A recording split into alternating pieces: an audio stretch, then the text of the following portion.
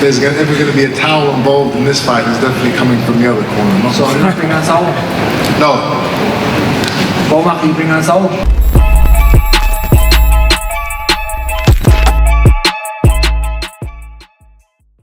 Brian and the rest of the team over there will be prepared for the backlash again, because he'll blame you once he loses this time round.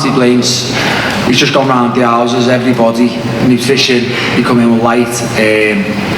You blame everyone else, but Chris, Eubank got it wrong. You made too many mistakes. You made the mistakes. Roy didn't make the mistakes. Beaumack's not going to make the mistake this time. You made the mistakes. Just take it on the chin yourself. You lost the fight because you got nailed. And the miracle was just how easy it was. I said, I touched you, the fight never even got going. I touched you, and what did you say, Chris? You've never been hurt, I hurt you. You've never been dropped, I dropped you. And you've never done that chicken dance, I made you do that as well. I've never said I've never been hurt. They were your words, chicken dance was your word. You can't not be hurt in the sport of boxing. I've been doing this my whole life. Chris, it got played over the episodes, mate. It was your voice, not mine. It got played over the episodes. You've never been down, you've never been hurt. I have never been down. But of course you have now, and I done it to you. Of course I've been hurt. This is the boxing. And you've never done the chicken dance, and you've done that last time. I'll get hurt. But the fact of the matter is, it's actually all irrelevant. What was said, what was done, is not going to change anything now. You say this when you've got nothing to say, Chris, but we're here at a press conference with a bunch of public and a bunch of media who are asking these questions. I can talk today, my friend. That's very well documented. But again, what was said, what was done previously, I'm not even focused on. I don't care. All I care about is the preparation I've had, which has been excellent, and the performance I'm going to have on Saturday night, which is going to be exquisite, supernatural. It's going to be a beautiful artistic display of savage boxing, and I cannot wait. I said the exact same thing to you last time. You said all this shite. Good luck, Chris, because that's all you said last time. The same type of words. You'll be on the receiving end of a beautiful display of boxing. You said this last time, Chris. Like one repeat again. Yeah. It's like we're here, the same old stuff. You said all this last time, and then you make the excuses. Are you enjoying the fact that you get to say to everybody, notably Chris? I don't need to say it. It said it for itself. And you've done all the work. Whoever done the promos put out what I needed to say. Everything. The voiceovers. I've never done the chicken dance while Chris is doing the chicken dance. I've never been dropped as he gets dropped. It was Chris's voiceover. It was Chris. The words come from Chris's mouth, not mine. I was not saying he's never been hurt or he's never been dropped. It was Chris's voiceover on the program. So whoever put that together, great, because I don't need to say much about that. That spoke for itself. But the fact that you get to tell everybody I told you so, how does that feel?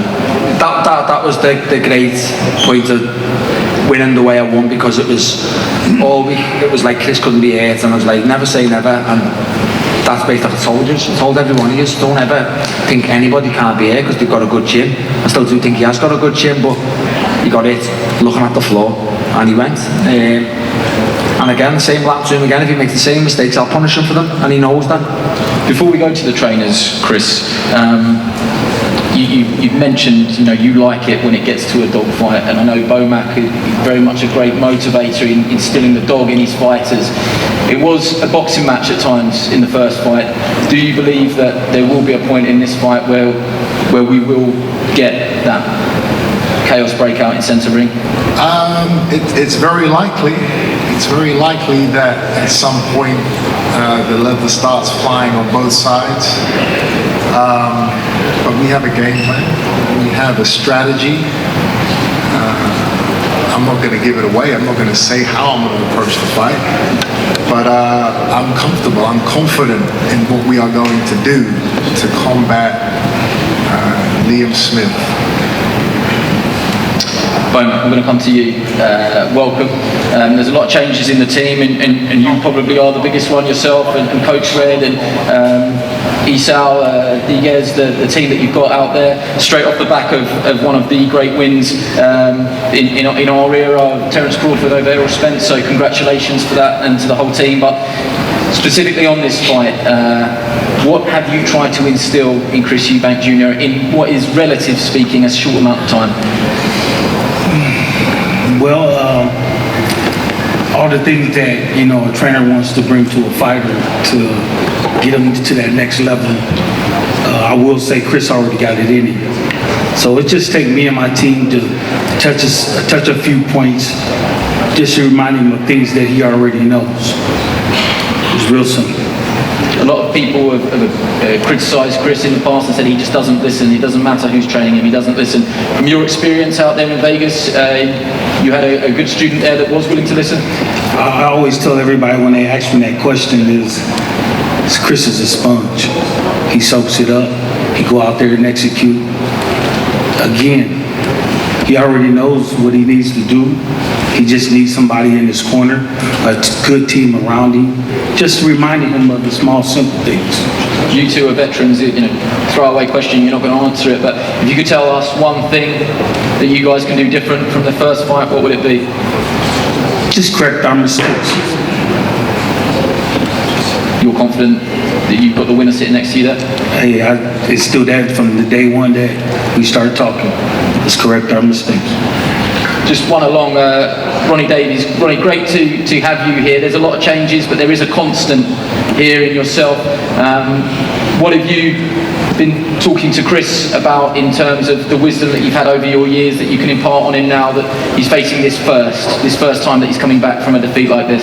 I'll just say the odd things to him. He knows where it went right, where it went wrong. He's got a really good team around him. I'm really pleased for him. I followed him on YouTube, his career, his fighters.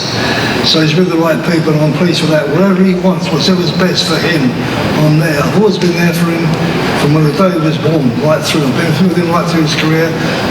I'm proud that I'm still with him. I feel privileged. I'm in the corner of these boys. And that's it. That's all I can say, really. And he will be Smith. No disrespect. With him, I think he's a great fighter, Liam Smith.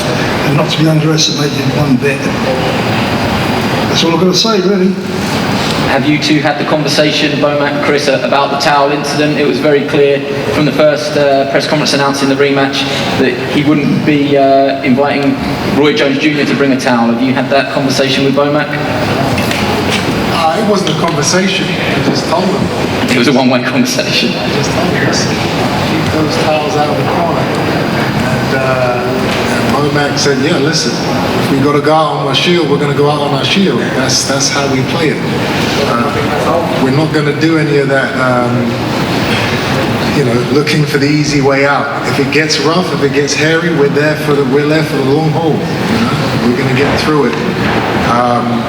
But yeah, I think if there's ever going to be a towel involved in this fight, it's definitely coming from the other corner. Not So you're not bringing a towel?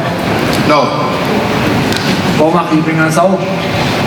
He already told you no, so you ain't got to ask me. Well, you've already just lost every respect you've got for yourself then. If Chris is telling you not to bring a towel, your job's to be the best for your fighter. So if he's telling you not to bring a towel, then he's already the boss of you as well, isn't he? Same old.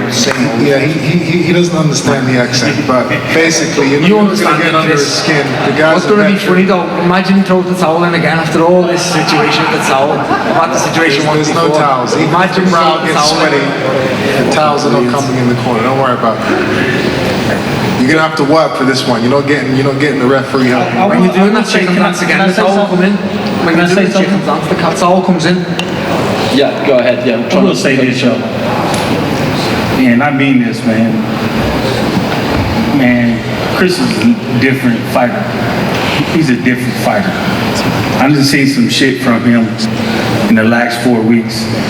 And everybody talk all this negative shit about him, about how he this and how he that, he's selfish and all this.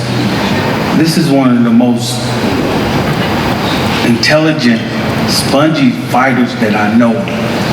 And he does what he's asked of.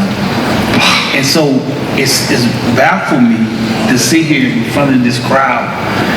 And Liam, no disrespect to you, young fella, he's a great fighter.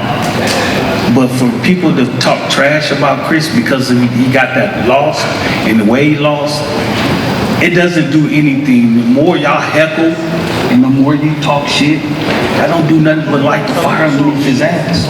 I promise you. Boma, I respect you too, by the way. What you've done with Terence. I mean, all the trash talking, that's good and it's fine for the TV. We got a couple nights to go, man. Then we're gonna find out. We really gonna find out who Chris is. You're trying to convince the British public who've seen Chris for how many years over a 4 or 5 week period, and you've just said something that everybody's made that. Like you class Chris as an intelligent fighter. That's one thing Chris is not. I'm definitely a lot more intelligent than you, my friend. Chris. Let's not talk about let's just results speak for themselves. So I'll be quiet. I'm talking to Brian in a minute. But you're trying to convince people that you're intelligent. I'm not trying to convince anybody of anything. You've been on one thing that's never come with you. You've been fit, you've been durable, you've been whatever it may be, an engine. You've never been classed as intelligent in your whole career.